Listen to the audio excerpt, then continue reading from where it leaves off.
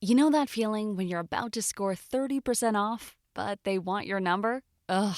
Give them your Line 2 number instead. It's a second line on your phone, perfect for nabbing promo codes without inviting spam to your party. Sign up for every discount under the sun, then block the junk texts that follow. You get all the perks, but none of the spammy baggage. More codes, less chaos. Visit line2.com/audio or download Line 2 in the App Store and get your shopping sidekick today. Because the only thing blowing up your phone should be good deals. Darkcast Network. Welcome to the dark side of podcasting. At 10:45 a.m. on June 13th, 2001, 19-year-old Jason Jolkowski was seen outside his family's home in Omaha, Nebraska, helping his younger brother bring in the trash cans. He was scheduled to work that day at a local Fazoli's restaurant, but because his car was in the shop, Jason had arranged for a coworker to pick him up at his old high school, just 8 blocks away. He told his family he was heading out, but he never made it to the school. He never made it to work, and he was never seen again. There were no witnesses, no security footage, no clues. Just a young man who vanished in the middle of a sunny day in a quiet residential neighborhood during a walk that should have taken 10 minutes. When a person goes missing, there's a special kind of pain in the not knowing. I want to tell you the stories of those who never came home.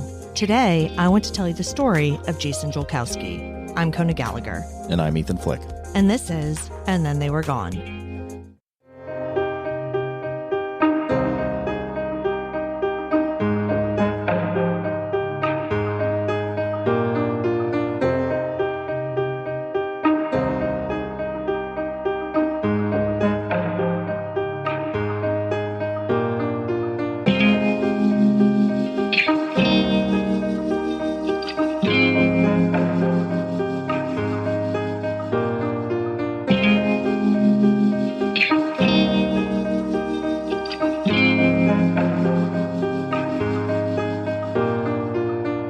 Welcome back, everyone. Welcome back. Thank you for joining us once again. I'm Kona. And I'm Ethan. And we're the husband and wife team behind this podcast. Each week, I tell you the story of an unsolved missing persons case.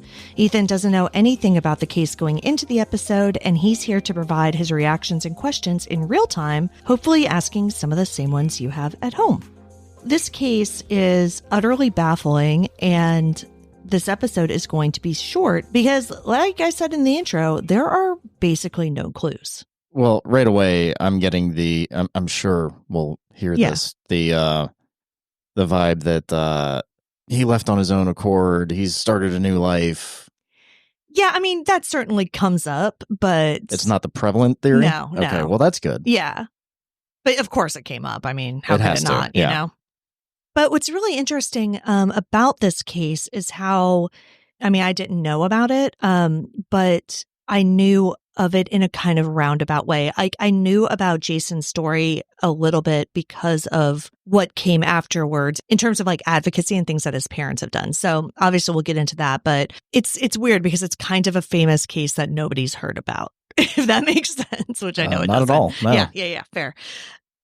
But before we dive into today's case, we'd like to thank our newest Patreon supporters, Nova S, Althea JC, and Mean Jean. Thank you so much. Thank you all so very, very much. Your support helps us keep the show going and helps keep these stories in the public eye. So if you would like to join them, you can head over to Patreon and join at any level, starting at just $2 a month, for ad-free episodes and a free copy of the ebook that I wrote. Now, with that out of the way, let's talk about Jason Jolkowski.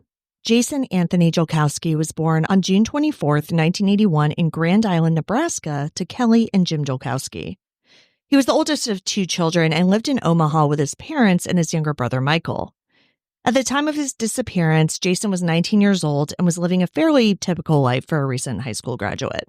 He was attending Iowa Western Community College, studying radio broadcasting, which is a career that he'd shown interest in for several years by that point. So he loved sports, and his mother called him a walking sports dictionary. And his ultimate goal was to be a sportscaster. So studying, broadcasting was just a way to get there. In the meantime, Jason worked part-time at a local Fazoli's restaurant and was known for being polite, reserved, and extremely bright. Now, I do want to mention, I did read in a source that even though he was working at Fazoli's, obviously to make money, which is why anybody works at a job, he had accepted a new job somewhere else. And I just bring that up because, it just goes to show that he's making plans and things like that, right? Yeah, avoiding the theory that he left and started a new life. Correct.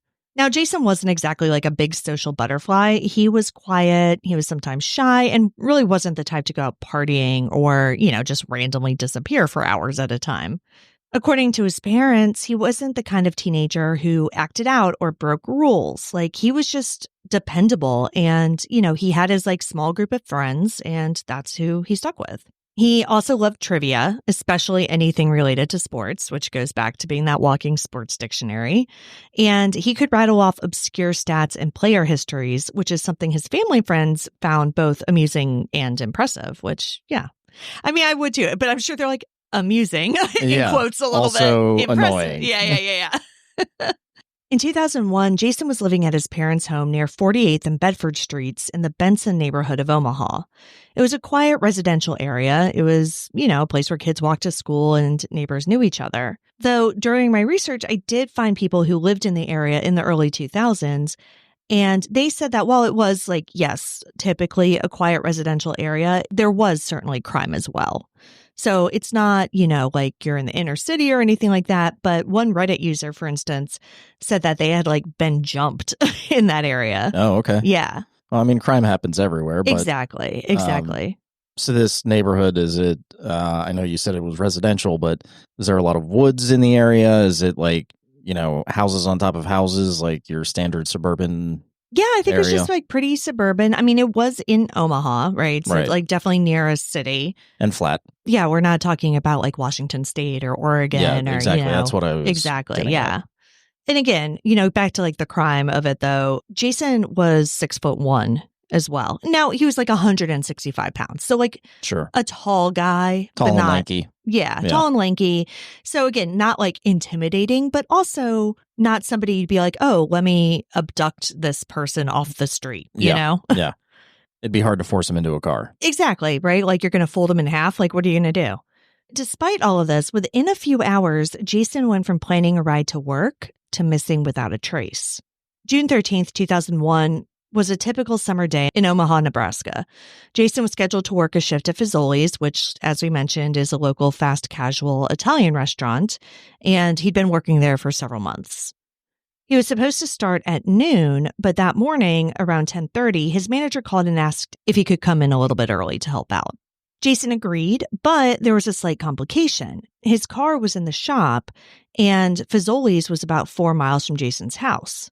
So when he was scheduled to start at noon, his plan was just to walk the 4 miles because his parents were at work.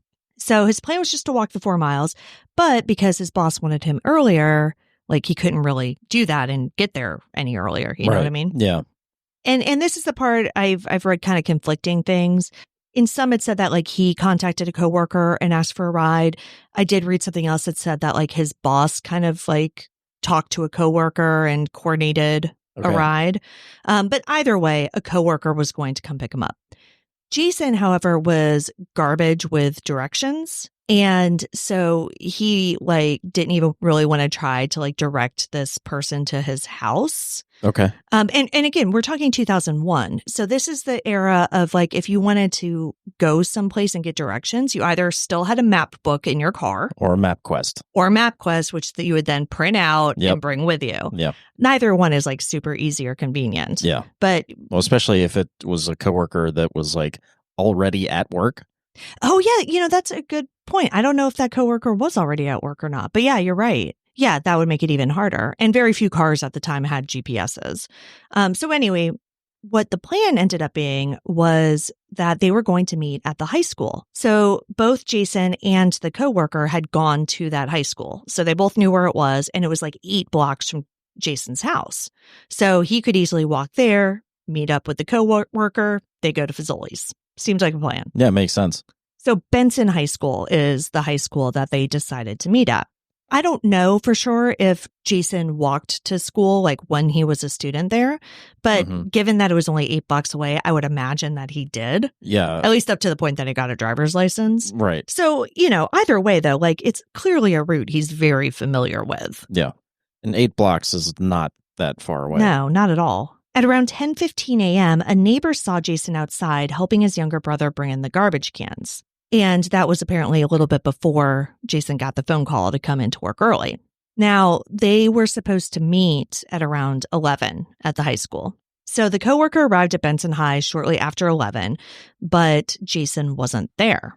She waited a few minutes and then just went to Fazoli's because what else is she going to do, And she didn't know Jason's address, so she couldn't go in. She couldn't just drive to his house exactly. to So check she's on like, him. well, I don't know what's going on, but I'm going to go to work. So she went to work, obviously told their boss that Jason never showed. So Jason's boss is like, what? And called Jason. Now, when you say called Jason, so the house phone. Okay. The house phone. And it was Jason's brother, Michael, who answered because, like I said earlier, Jason's parents were at work. And Michael's like, I don't know, but Jason's not home. So I guess he's on his way. I don't know what the little brother told him other than Jason wasn't there. In typical younger brother fashion, he didn't call his parents at work or tell them anything. Do any follow-up whatsoever. No, not at all. Yeah. Which, again, just is so believable to me for a little brother, Also, it shows that it was just, standard normal day. Yeah. And even though, the fact that Jason didn't show up to work, didn't ring any alarm bells, at least in Michael's head. Unfortunately, their parents didn't find out until that evening that Jason never showed up to work and hadn't been seen since the morning. So they find out when they get home. So they're like, okay, well, that's really weird because, like I said, he's dependable, And so they ended up calling all of Jason's friends, but nobody had heard from him that day. So you said this is after work, so we're talking 5:30, 6 Yeah, o'clock, right somewhere around there? Yeah, right around there. So his parents are just confused because this is so out of character for him. He's not impulsive. He's not reckless. He wouldn't just blow work off and go somewhere without telling anybody. That just is not the type of guy he was. And anything happening on the walk didn't make sense either because it was a short walk and, maybe he wasn't great with directions, but he knew where the high school was, Exactly. It's a local landmark, a place that he's familiar with. That he went to school for 4 years, And it was broad daylight. It wasn't bad weather. Anything that you could think of, nothing seemed to make sense. So he should have arrived at the school within minutes of leaving his house, but he never did. The little brothers give kind of a roundabout time of when that was. I mean, I know he was seen at 10:15. Yeah, and I think the phone his call brother happened. said he left at 10:45. Okay. Give or take. I'm sure he wasn't paying too close attention. Between but 10:30 and 10:45. Yeah, say. somewhere right around there. Just at the time you would expect him to leave to get to the high school by 11 o'clock. Unfortunately, Jason's parents were under the mistaken assumption that they needed to wait 24 hours before reporting their son missing. Oh, that's interesting. Are you ready to lose weight? With Effecti, getting access to powerful GLP-1 weight loss medications has never been easier or more affordable. Effecti offers compounded semaglutide, the same active ingredients as the popular name brands, but for up to 80% less. These medications work by regulating appetite and blood sugar, helping you lose weight in a sustainable, science-backed way. Getting started is so simple. Just fill out a short medical questionnaire, then connect with a licensed provider through a quick chat-based telehealth consultation. If you're eligible, your prescription gets shipped straight to your door. No hassle, no waiting rooms. With transparent pricing, no hidden fees, and no membership required, Effecti is committed to making proven weight loss treatments accessible to everyone. Effecti gave me the opportunity to try their service out, and I have to say it is just as easy as they say it is. I filled out the questionnaire, and within days, a package arrived at my door filled with everything I needed and detailed instructions. Their website also tells you everything you need to know, and you can always chat with your healthcare provider. It really is that simple and convenient. So if you're ready to level up your weight loss game, my listeners can now get $50 off of GLP-1 weight loss treatments at Effecti.com with code ATTWG at checkout. That's Effecti.com, EFFECTY.com, and use the code ATTWG to get $50 off your first month of GLP-1 weight loss treatment. No hassles, no memberships, and no hidden fees. So get started today. Armoire makes getting dressed easy. With a clothing rental membership from Armoire, you can build the perfect wardrobe with brands that are high quality, unique, and recommended just for you. All you have to do is take a 5-minute style quiz and select items from your dynamic, personalized closet. And the styles show up at your door in as little as 2 days. Then when you're ready for new clothes, just swap them out for more new-to-you styles. So I've been using Armoire, and I'm actually wearing one of their shirts right now as I'm recording this, and it's a great idea. You don't have to commit to buying the clothes, but you can really start to explore your own personal style. Like if there's a trend or something that you've been wanting to maybe try but not commit to, this is absolutely perfect. Because if you don't like it, you just put it back in the bag and get something else. Because we've all been there. You open your closet, and even though it's packed, you feel like you have nothing to wear. And with Armoire, that's a thing of the past. They make it effortless for all women to turn heads with stylish, everyday looks. You can rent high-quality designer clothing for any occasion, and it's all tailored to your personal style. Plus, you don't have to do laundry, and you don't have to go shopping. It truly could not be any easier. And right now, my listeners can give Armoire a try and get up to 50% off their first month, which is up to $125 off. Just visit armoire.style/ATTWG. That's armoire.style, ARMOIRE.style/ATTWG to get up to 50% off your first month and never worry about what to wear again. Try Armoire today. Remember when I talked about True Diagnostics' True Age Test? Well, I took it myself and the results blew my mind. I was very wrong. If you remember, I was worried about my brain and not my cardiovascular health, and it turns out my brain's fine, but my cardiovascular health needs work. But luckily, my biological age was really right on track with my actual age, which is good because research shows that if your biological age is even just 5 years older than your actual age, your risk of developing diseases like cancer or heart disease can jump by as much as 30 to 50%. That's a big deal, and it's completely avoidable. The good news is nearly 90% of biological aging is in your hands. It's driven by things like your lifestyle, your habits, and the environment you're in, which means that you have a lot of control over it. The True Age Test didn't just give me a number. It showed how quickly my heart, brain, liver, and immune system are aging, and it was eye-opening. And I will say, I definitely picked up the workouts after I learned that my cardiovascular health isn't as good as I thought it was. The test itself was super easy and convenient. I did it from home, and it was just a quick, painless finger prick that I made Ethan do because I was too scared. You send it off in a tiny sample in a prepaid package, and in about 2 to 3 weeks, you'll get a detailed online report about your aging and health. So if you care about protecting your health and want to find out what your real age is, head over to truediagnostic.com and use my code ATTWG to get 20% off your entire order or subscription. That's truediagnostic.com and use ATTWG at checkout to get 20% off. Your future self will thank you.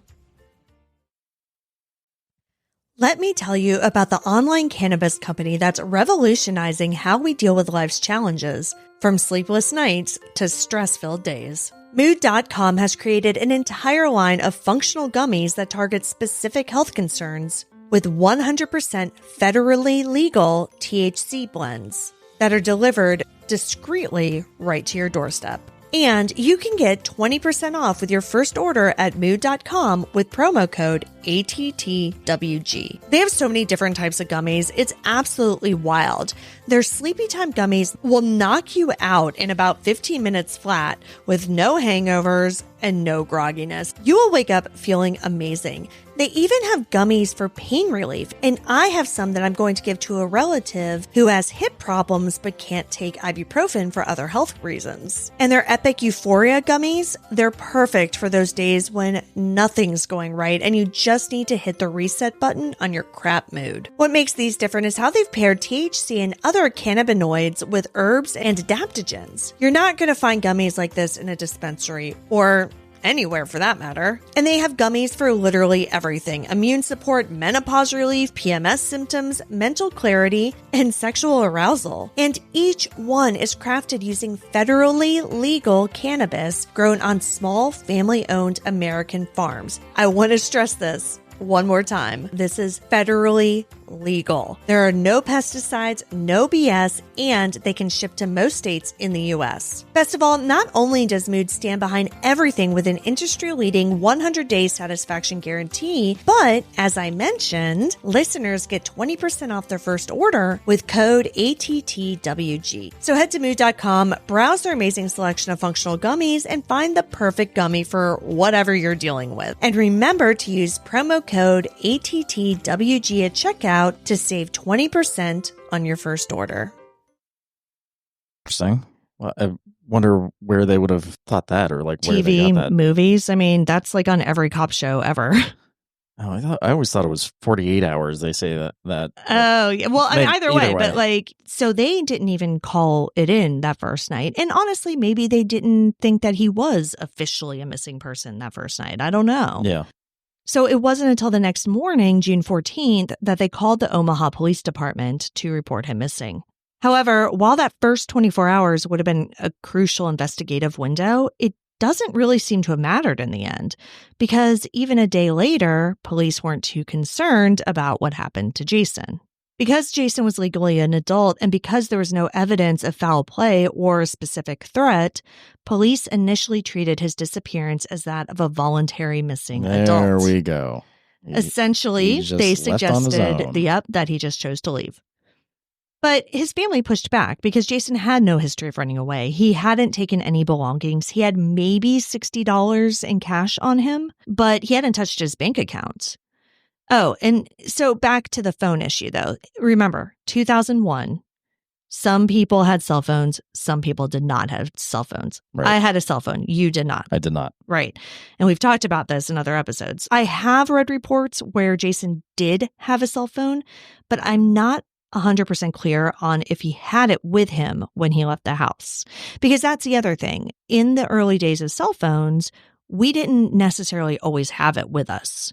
Yeah, because it's around that time. I mean, it was still pretty novel, and like, the only thing you could really do was call. Expensive. Yeah. Yeah. So by 2001, I think we did have the ability to text, but we weren't doing it very much. Right. It was usually just phone calls, and they were still expensive. Like a lot of plans back then, you had to pay for phone calls up until either 7 or 9 p.m. And depending. Text. And text. Yeah. Right. Each text was like 25 cents or something, I feel like. Yeah. So a lot of people didn't carry it with them all the time, especially during the day when the rates were high. Like a lot of times you just leave it at home and then use it at night, like once it was free. And if anybody needed to get a hold of him, they would just call the restaurant and ask for him. You know, like that's what you did. Like when you were at work and people need to get a hold of you, they would just call your work directly instead of like your cell phone. Yeah, and there might have also, I don't know, but there might have also been a rule at work where he wasn't allowed to have his cell phone on him. Yeah. I mean, I have no idea. So regardless, even if he had a cell phone, there's a very good chance that he didn't take it with him. Either way, it didn't provide any evidence of anything. The other thing is that, you know, nothing had seemed unusual or anything with Jason in his behavior, his attitude in the days leading up. Like he hadn't been withdrawn. He didn't seem depressed. He didn't seem nervous. So, you know, nothing out of the ordinary whatsoever. Still, the case didn't get much attention right away. It would be 9 days before a formal investigation began. Whoa. Yeah, and that's why I said, like, ultimately, it didn't really matter that they waited 24 hours because they ended up waiting 9 days. Yeah, because the police waited 9 more days. So why? Like, what because was they thought he was voluntarily missing. They didn't think that there was anything to investigate. Once they got started, the police, 10 days after he was last seen, police interviewed Jason's family, his coworkers, and his friends, like you would expect them to do. They searched wooded areas and parks, checked in with hospitals and shelters, and followed up on tips from people who thought they might have seen somebody matching his description. But there were no real leads and no real sightings after that one at 10:15 a.m., which was the neighbor. So, like, that's an easily confirmable sighting, you know? It's somebody who knew him. Right. There was also no evidence of an abduction, though, either. There was no indication of a struggle. Granted, it was 10 days later, so a lot of physical evidence, would potentially be gone. But you have to remember, too, that he disappeared from a neighborhood where people were home. Yards were getting mowed, like trash was getting taken out, kids were playing outside, like whatever it was. Yeah. Because this was summertime, too, so kids were out of Kids school. were home, yeah. Yeah. So even though it was during the week, like, kids were home. Now, police were able to obtain security camera footage from the high school. Okay. But the footage showed that Jason never arrived. So they could probably see the coworker's car pull in? Yeah, I think so. There? Yeah. But they never saw any indication that Jason was ever there. So we have... And this coworker has never been named. And I think it's just because, like, the coworker had nothing to do with anything. Yeah. So they wanted to, like, maintain her privacy. Yeah, sure. I mean, there's there's evidence that she definitely had nothing to do with it. Yeah. There's video that shows her probably pulling into a parking lot, sitting there, and then leaving. Mm-hmm. But that's interesting. So we have a 19-year-old 6'1" kid, 8 blocks. So you're thinking, what, like a quarter of a mile, maybe? Yeah. Like a 10-minute walk. Middle of the day. Yeah. I mean, you said it's a residential neighborhood, so I can't imagine there's a lot of busy streets or streets where people drive fast. No, and even if you're even thinking like car got hit by a car, like got hit by a car, they freaked out, whatever. Yeah, I just don't think you could do that unnoticed. Right. Yes. Middle of the day, summertime, in a neighborhood. We're not talking about back roads. We're not talking about a rural area where you could potentially do that and nobody sees. Yeah. And plus, yes, he was skinny. He was 165 pounds, but 165 pounds, 6'1", dead weight. Yeah, that's a lot. Get out of here. There's no way that you'd be able to do anything with that without drawing a lot of attention to yourself. And this wasn't his scheduled time to work, so exactly. There's no there's no chance that people are waiting to ambush him on the way. Right. That's the thing. This was not that wasn't the normal way he would have walked. Yeah. He would have, on a normal day, he wouldn't have been heading toward the high school. He wasn't supposed to work at that time of day. Yeah. It's not like spontaneous movement. Exactly. So it's not something it's not like, unless the person was like surveilling him. Yes. Sitting outside of his house, watching him. Which again, there was no planning. Unlikely. Right. Police, after they got the surveillance video from the high school, they also checked for surveillance from nearby businesses or homes along the 8-block route. Also 2001, so there's no Ring cameras on houses or anything. Yeah. Exactly. So very few people had security cameras at that point. And so, because of this, there just wasn't any footage out there that captured Jason at all. Law enforcement did bring in cadaver dogs and conducted targeted searches of the surrounding area. Volunteers hung flyers and local media ran short stories about the missing teen. But without a crime scene, a witness, or any concrete evidence, the investigation stalled very quickly. Despite hundreds of tips, Jason's case has never produced a single piece of physical evidence. No clothing, no belongings, no eyewitness sightings. And no confirmed activity, financial or otherwise, has been linked to him since the morning of June 13th, 2001. Yeah, I was going to ask about his bank accounts. I know you had mentioned it. Not touched. Briefly, but confirmed, never touched. Never. Money was just in the account. Yeah. And I don't know how much it was or whatever, but either way, never touched. So, of course, the case went cold, and Jason's family, left with more questions than answers, had to start asking themselves one question no family ever wants to face. What if he's really gone and no one will ever know why? Jason's disappearance was every family's nightmare, not just because he was gone, but because no one seemed to be looking for him in those critical first days. His parents, Kelly and Jim, quickly realized that the system simply was not built to help families like theirs. Jason was 19, he was legally an adult, and his case didn't fit the mold of a typical missing persons profile at the time.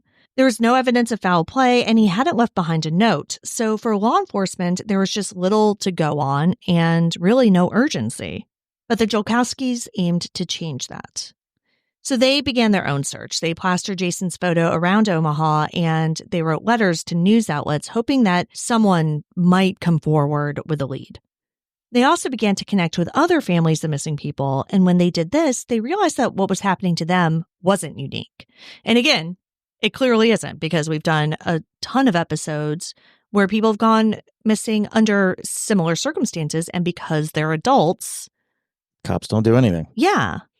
In 2003, 2 years after Jason disappeared, his parents founded Project Jason, a nonprofit organization dedicated to supporting families of the missing and raising awareness about long-term and overlooked cases. And when I was talking in the intro about kind of knowing about this case, I didn't know about Jason's case, but I knew about Project Jason.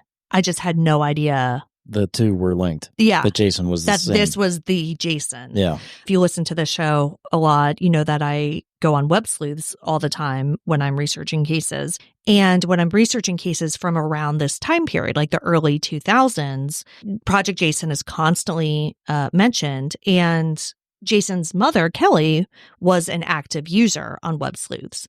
So she was constantly on there like, oh, hey, I just made a page for this missing person on Project Jason, and like was constantly working to help out other families and spread the word about their missing loved ones. And their mission was simple: make sure no other family had to feel as helpless, ignored, or forgotten as they had. Through Project Jason, Kelly and Jim began offering support services to other families, providing resources, education, and community. They developed public awareness campaigns, organized billboard programs, and even created a unique initiative called Adopt a Missing Person, which paired volunteers with specific cases to help keep them in the public eye. Oh, that's interesting. Yeah, I thought so too. And like I said, I mean, if you look at Web Sleuth's threads from around this time, like she is all over it. And it's really admirable that she was able to channel her grief into something that did help a lot of people. Yeah, that's most people wouldn't have the mental fortitude to deal with something like that. Yeah. In 2005, Nebraska passed Jason's Law, named in honor of Jason Jolkowski. The law created a statewide database for missing persons accessible to both law enforcement and the public. It ensured that missing persons reports would be taken seriously regardless of age, and that cases couldn't be dismissed simply because the person was over 18. I mean, that sounds great, but, I've never heard of this database. Well, it's a statewide database. Well, that's good. Yeah. It kind of needs to be national, though. Well, now we do have national databases. We have NamUs. So it does exist now. But I think, back in 2005 when this law happened, like this really was critical. And it's kind of hard to imagine with everything being so connected now and everything just being a Google search away. Yeah. But that is just not how the world was even 20 years ago, like we're talking about now. Yeah. For Jason's family, the law was both a victory and a tragedy. It meant that others might get the help they needed when time mattered most, but it didn't bring Jason home. Still, Jason's name has continued to represent something bigger than a single case. It stands for every missing person who didn't get a headline, for every family who was told to wait, for every search that started too late. More than 2 decades have passed since Jason Jolkowski disappeared, and in all that time, there's been no confirmed sighting, no physical evidence, and no known suspect. Jason's case remains one of the most baffling disappearances in Nebraska history. And as much as people want answers, there just really isn't enough out there to build a definitive theory. Because there are a lot of cases that we've covered where the person hasn't been found, but we can pretty much narrow it down. Yeah.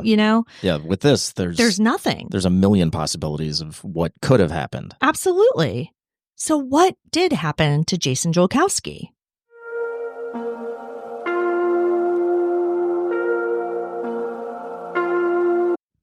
With Mother's Day around the corner, are you thinking about a truly special gift for your mom? Let me tell you about My Life in a Book, myLifeInABook.com. It's a unique service that turns your mom's life stories into a beautiful book. Here's how it works. Every week, myLifeInABook.com will send her a question via email. These can be pre-written questions about her life or any custom questions that you wish to ask. And then she can either type a response or use their voice-to-text feature, and myLifeInABook.com compiles all of her responses into a beautiful keepsake book. And guess what? They can even create an audiobook using her voice recordings. It's like preserving her voice and stories for eternity.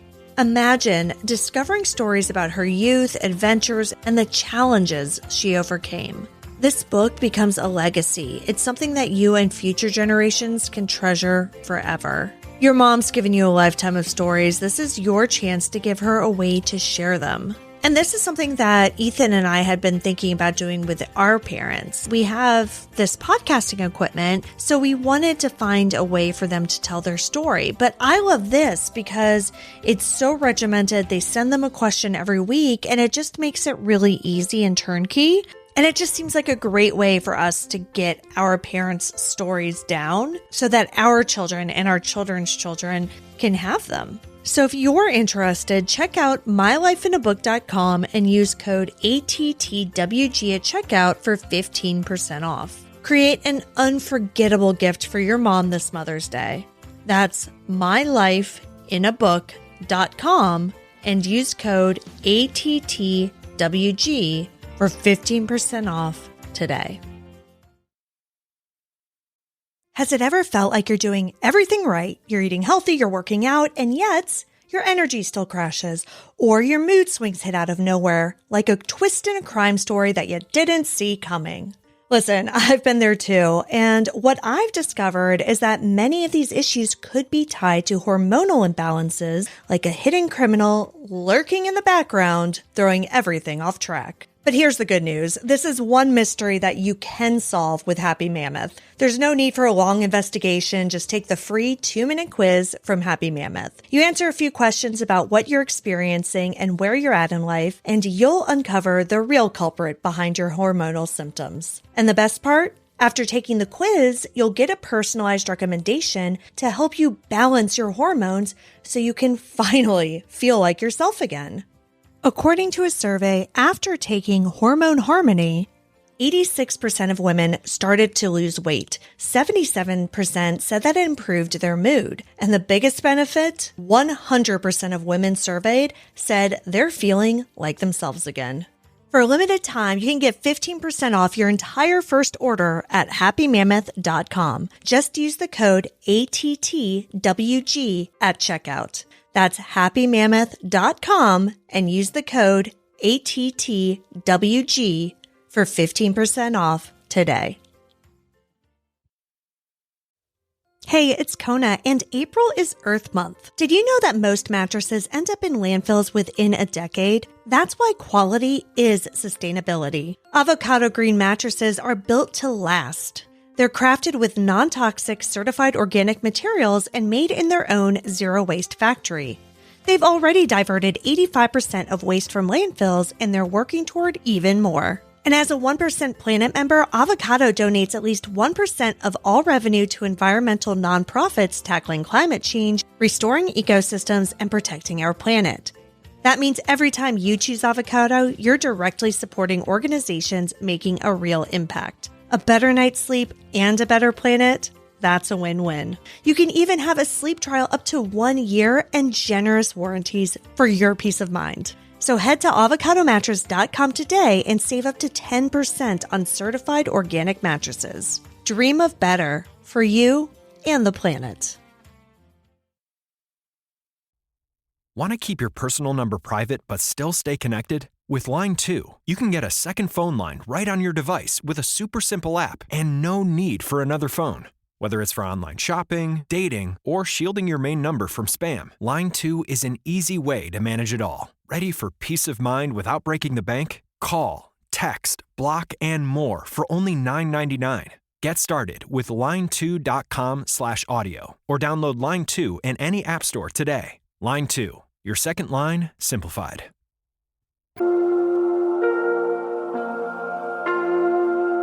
The The most widely held theory is that Jason was abducted during his short walk to Benton High School. But unless it was by somebody he knew...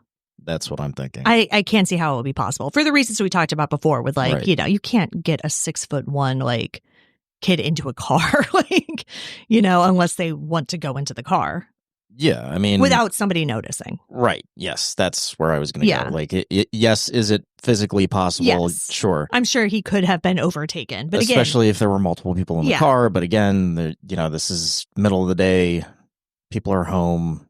Yeah, they would hear He wouldn't something. They have would see gone something. willingly, and he would have been screaming or... right. And it's one of those things where it's like, even if you didn't necessarily know what was happening at the time, once the police came and being like, hey, did you see or hear anything weird on the morning of June 13th? Right. You would have been like, oh, wait, yeah, actually, I did hear something. Right? I heard tires screeching Yeah, or a anything. loud thump or Yeah, whatever. And yeah. there's nothing like that.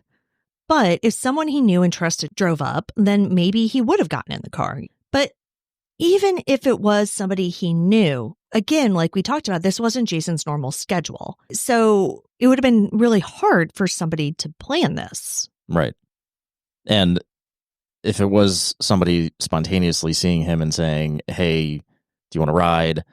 Again, Jason probably knew who his coworker was. Yeah. And he knew that that's not the coworker that was supposed to pick me up. Right. And it's like, and even... So he's not going to like leave her sitting in the parking lot.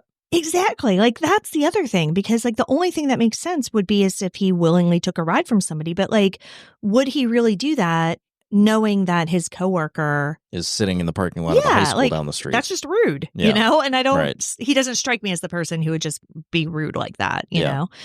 Unless it's somebody who knew that the coworker was waiting and he's like, oh yeah, well, she actually had to go, so I'm going to take you to work instead. But that's just so... That would require pre-planning and knowing yeah. his route of travel, which was spontaneous and not necessarily on the way to work. Right. Like it just doesn't make any sense. Yeah. So the other kind of related theory is that he was picked up by somebody, but like he planned it and he was picked up by somebody and like chose to leave. Yeah, but again, like what with $60 to his name? Yeah. You know, like why? yeah. And so, of course, his family never believed that because, again, it just doesn't really make any sense. You know, it doesn't make sense that he would do that because he didn't pack a bag. He didn't withdraw money. He didn't leave a note, make a call, or mention any struggle or emotional distress that he was going to. Yeah, right. By this point, his little brothers, if there was some issue in the house, like abuse or whatever, like at this point, you know, his little brothers probably would have mentioned it at this point. Yeah. We're talking 20 years later, we would have known about it eventually. Right. Now, another possibility is that Jason suffered a medical emergency, something sudden and catastrophic that caused him to collapse or become disoriented during his walk. But again, the lack of physical evidence makes this theory hard to believe too. The neighborhood was well-traveled, his route was short and familiar, and if he collapsed on the sidewalk or wandered into a wooded area, it's likely that someone would have seen something. Especially during the search, somebody would have found it. Exactly. Yeah. And as we've said before on this show, you can't hide your own body. Yes, right. Jason's case remains open with the Omaha Police Department. Every few years, media outlets revisit the story, usually around the anniversary of his disappearance or on his birthday. But again, nearly 25 years later, no new evidence has emerged. But Jason's family never truly stopped searching. They've kept his story alive through their advocacy, through media interviews, and legislation. But like so many families in these cases, they've just had to live with the absence and the silence. Jason Jolkowski was a quiet, dependable 19-year-old who vanished in broad daylight on his way to work. He wasn't in the middle of a crisis, at least not one that anyone knew about or saw any indication of. He wasn't living a secret life. Like, again, nobody's ever come forward and been like, oh yeah, no, this guy was secretly doing drugs or anything, right?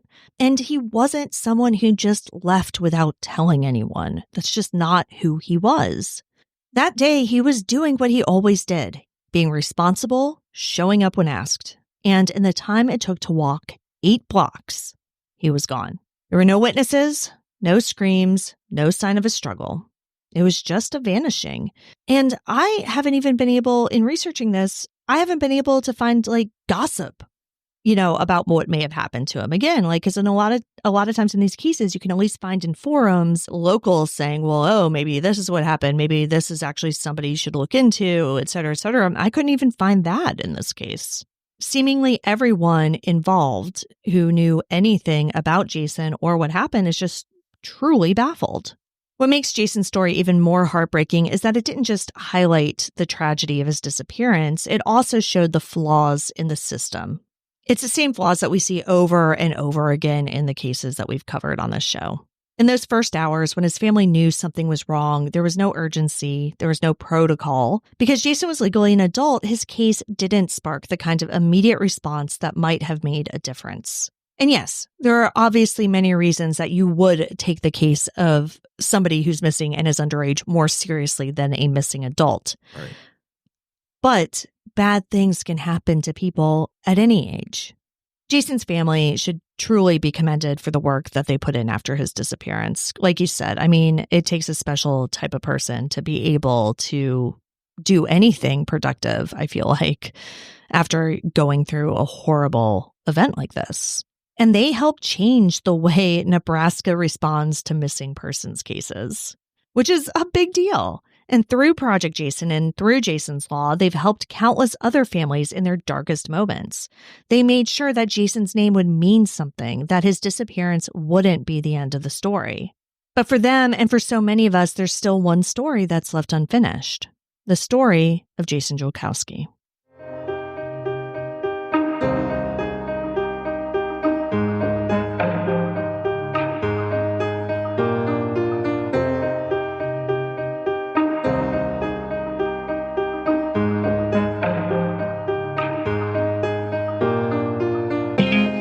Jason Jolkowski has been missing from Omaha, Nebraska since June 13, 2001.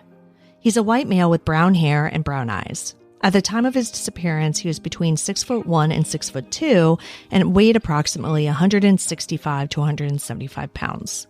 He was last seen wearing a white Chicago Cubs shirt, black dress pants, and black dress shoes. Jason was 19 when he went missing. He would be 43 today. If you have any information about the disappearance of Jason Jolkowski, please contact the Omaha Police Department at 402-444-5818. You can see all the sources for this episode along with photos and videos at our website, andthentheyweregone.com.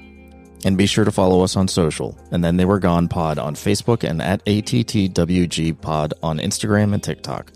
If you like what we're doing, please subscribe and consider leaving a 5-star review on Apple Podcasts. It will help new listeners find us. And the more people that listen, the more chances we have of bringing someone home. And we'll see you here next week for a brand new episode. See you next week. And Then They Were Gone is hosted by Kona Gallagher and Ethan Flick. All research, writing, and editing is done by me, Kona Gallagher. Theme music is The Stork by Ketsa. Additional music is provided by Kai Engel. And Then They Were Gone is a Little Monster production. Hey, you can do it!